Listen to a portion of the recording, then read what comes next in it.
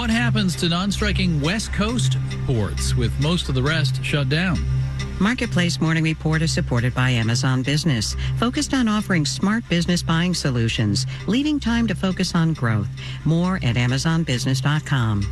And by Betterment, an automated investing platform that helps make it easy to invest. Learn more at betterment.com. Investing involves risk.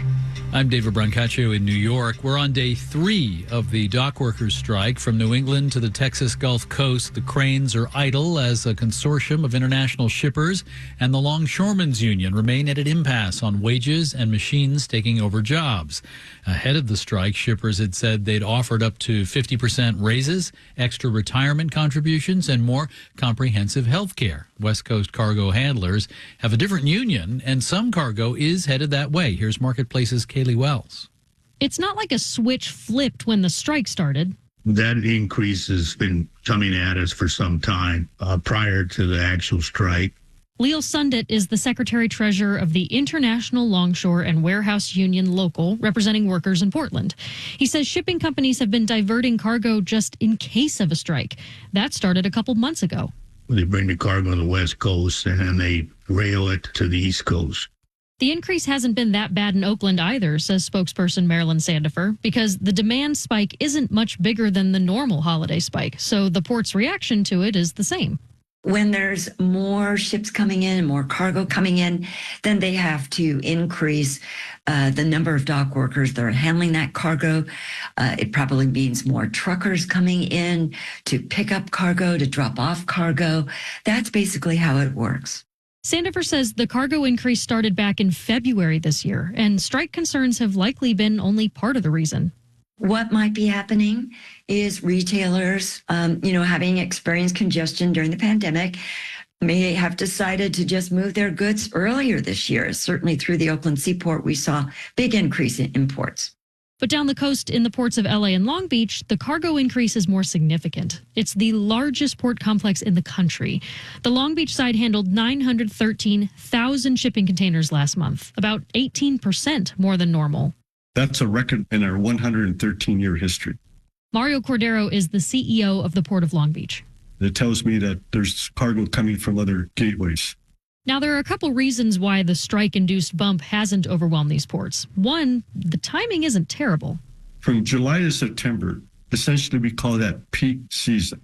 Meaning if the strike continues, diverted ships will continue to arrive right as the peak season is winding down. Even now, Cordero says Long Beach is operating at about 70% capacity. The other reason, for years, the port has been preparing for a future with a bigger population and more consumption when this record-breaking amount of cargo will just be normal. So that's why we've invested considerable money in our infrastructure. Cordero says he's hopeful the eastern ports and workers will reach an agreement before consumers start seeing shortages or delays. I'm Kaylee Wells for Marketplace. There's no place like retail for the holidays. Target says it's hiring 100,000 people for the season. Amazon says it needs to hire 250,000 people, 250,000 for warehouses and transport.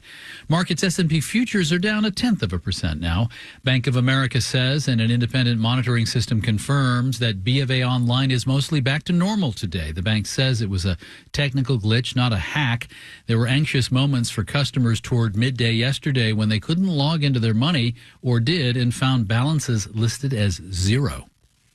Marketplace Morning Report is supported by Clear Channel Outdoor. Clear Channel's nationwide network of billboards and data-driven solutions help businesses big and small build brand awareness and influence consumer behavior. Learn more at billboardsforbusiness.com.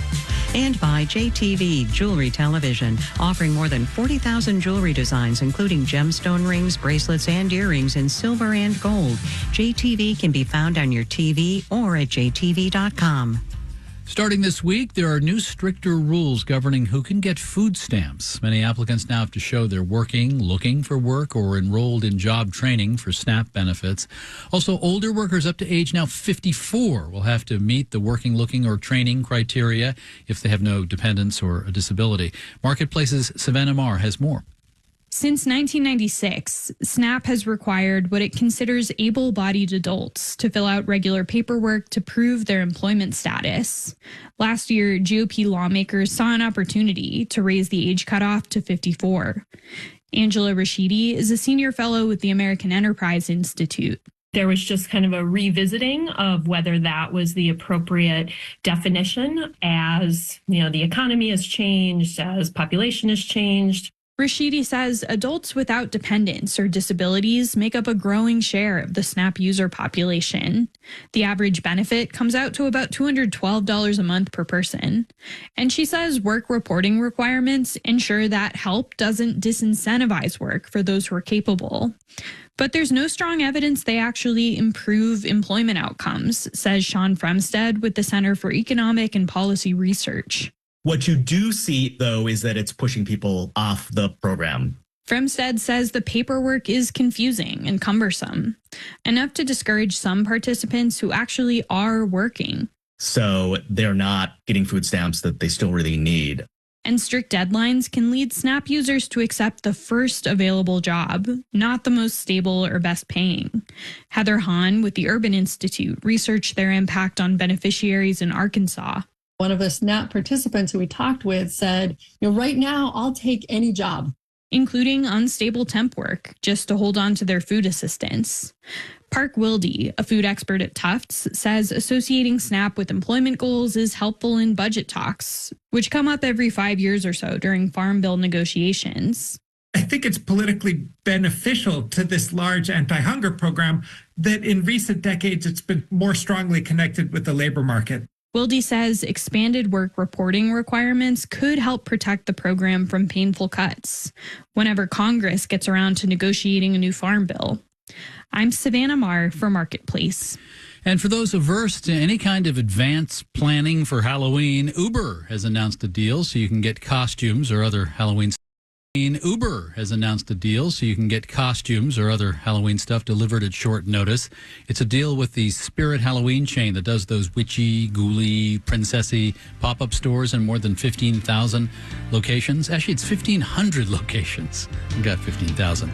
I want to dress up as the Federal Reserve. I wonder if they can deliver that. In New York, I'm David Brancaccio, Marketplace Morning Report. 8 p.m. American Public Media.